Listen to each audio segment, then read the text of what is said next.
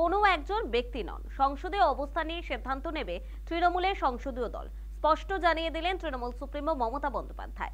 পাশাপাশি মনে করিয়ে দিলেন তিনি চেয়ারপারসন, ফলত সংসদীয় দল কোনো সিদ্ধান্ত নেওয়ার পর তাকে বিষয়টা জানানো হলে তিনি পরামর্শ দেবেন। গত 25শে নভেম্বর থেকে শুরু হয়েছে শীতকালীন অধিবেশন। তাতে তৃণমূলের অবস্থান কি হবে তা নিয়ে আগেই বৈঠকে বসেছিলেন তৃণমূলের জাতীয় কর্মসমিতির সদস্যরা। সেখানেই যাবতীয় নির্দেশ দেওয়া হয়েছিল। বৃহস্পতিবার রাঁচি থেকে কলকাতা ফিরে বিমানবন্দরে দাঁড়িয়ে ফের সংসদে দলের অবস্থান প্রসঙ্গে মুখ খুললেন মমতা বন্দ্যোপাধ্যায়। দলনেত্রী সাফ জানিয়ে দিলেন, সংসদে তৃণমূলের অবস্থান কি তা কোনো একজন ব্যক্তি ঠিক করবেন না, ঠিক করবে সংসদীয় দল।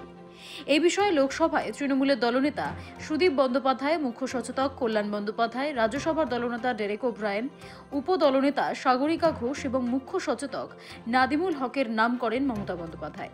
পার্লামেন্টে যা স্ট্যান্ড নেয় সেটা আমাদের ইন্ডিভিজুয়াল কারো ব্যাটার নয়। এই ম্যাটারটা নিয়ে স্ট্যান্ড নেবে তৃণমূল কংগ্রেস পার্লামেন্টারি পার্টির চেয়ারম্যান আমি, লোকসভা এবং রাজ্যসভায়। কিন্তু লোকসভায় আমাদের লিডার আছে সুদীপ বন্দ্যোপাধ্যায়, চিফ হুইপ আছে কল্যাণ বন্দ্যোপাধ্যায়, এবং রাজ্যসভায় আমাদের লিডার আছে ডেরেক ওব্রায়েন, ডেপুটি লিডার আছে সাগরিকা, এবং চিফ হুইপ আছে সম্ভবত নাদিম। সুতরাং তারা সিদ্ধান্ত নেবেন।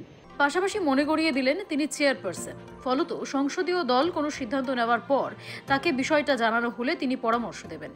সুতরাং তারা সিদ্ধান্ত নেবেন। তারা আমাকে জিজ্ঞেস করলে আমার ওপিনিয়ন আমি দেবো।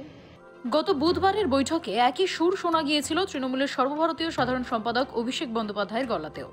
তিনিও বলেছিলেন, সংসদে দলীয় অবস্থান কখনোই ব্যক্তিগত হতে পারে না, যা হবে তা দলগতভাবেই সিদ্ধান্ত হবে।